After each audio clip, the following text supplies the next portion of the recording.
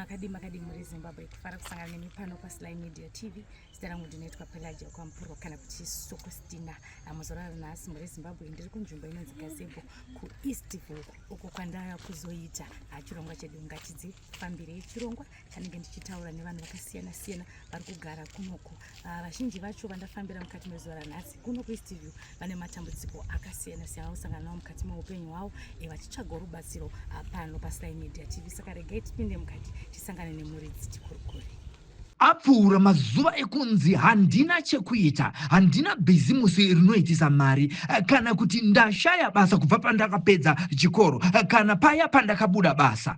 Unogona kutanga nhasi chaiye nemari shoma shoma inokwana foni chaiyo. Pamunashe Bells wholesale yemabhero emhando dzese tinadzo.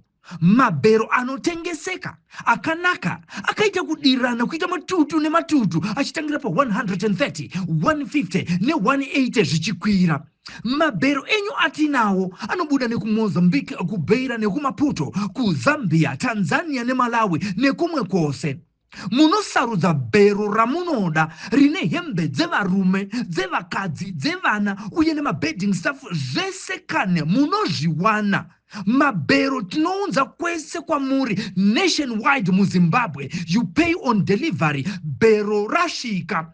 Vanoda kutibata pamunashe Bells. Robai runare panamba dzinoti 263 719 450 009 kana kuti 263 788 954 165 muHarare. Makadi yenyu mama.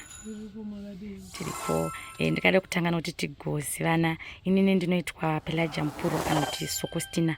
Ndiriwo mushandi kana kuti mutori weSly Media TV. Pari zvino ndikada kuziva kuti ndikutaura namama vanonzi mamani. Ini ndinonzi Priska Rozuita Kanengone. Alright. Ati Mutikani. Alright mama. Tafara nekukuzivai. Mama isusuwo tauya pano seSly Media TV. Tichitawo chirongwa chatinge tichifamba tichitendererawo. Tichitsvagawo vari kudawo rubatsiro mukati meupenyu mekurarama. Saka panguva ino mama tiri kutaura imi nemhuri yeZimbabwe iri kunzwa iri kuona muchitaura.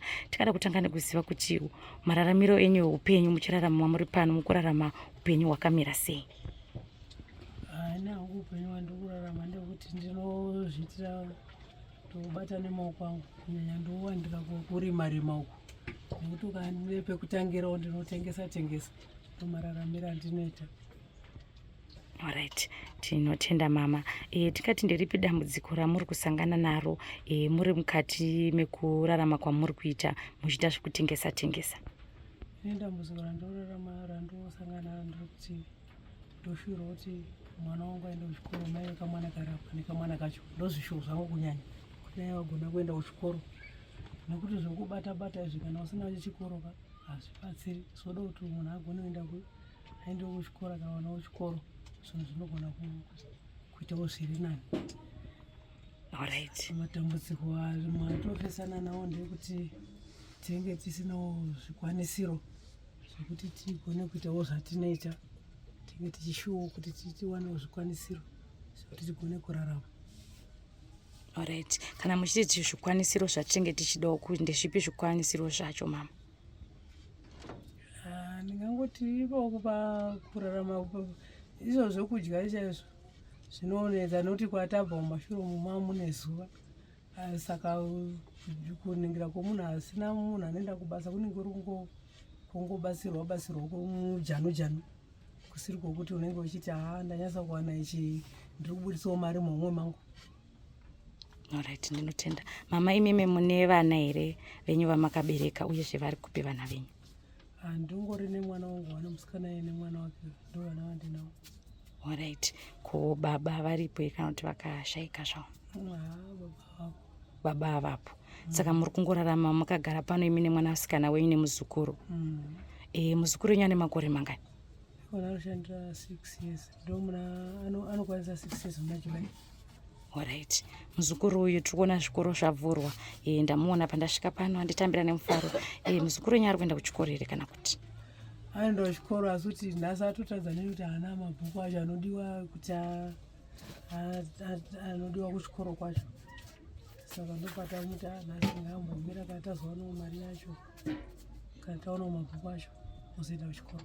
Alright. Manditsanangurira mama mukati mimi munorarama nekurima muri pano pamba penyu, asi ndaona ruoko rwenyu urwu rwakabhandejwa. Tinoda kuziva kuti saka imi muri kurarama sei, nekuti kuti murime munenge muchida kushandisa maoko enyu, uyezve vangu muri Zimbabwe ingada kuziva kuti ruoko rwakaita sei ende makarapwa here zvizere paruoko irworwo.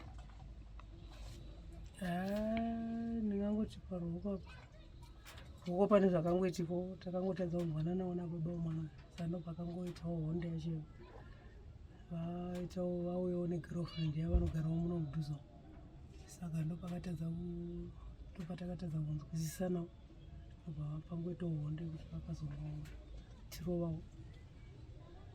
Baba vakakurovai? Baba vakamwanaka.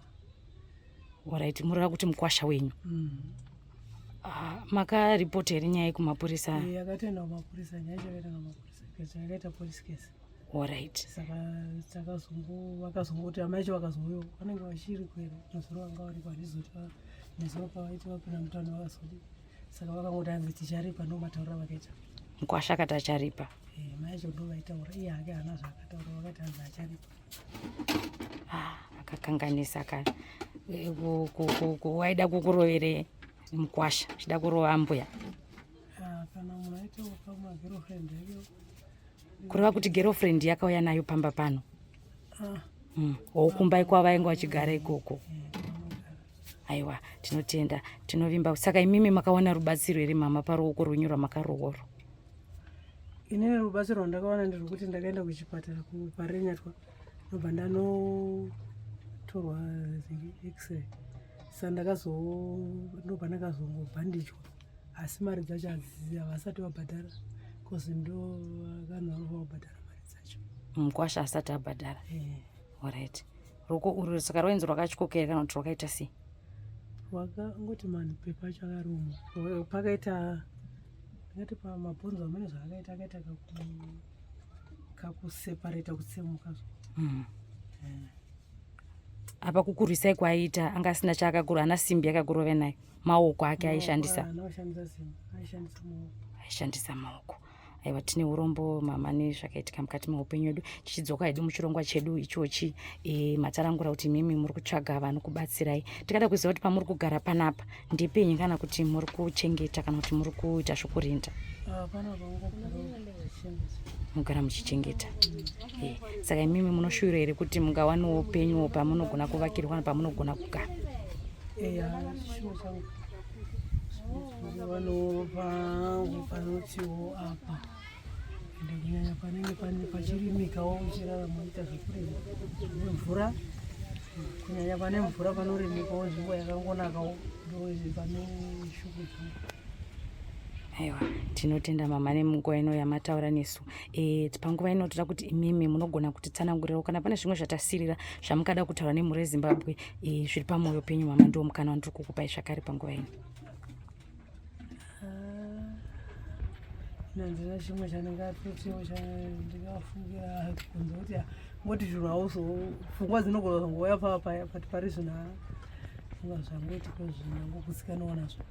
Alright. Saka rubatsiro rwamuri kuda kumhuri yeZimbabwe ndorupi?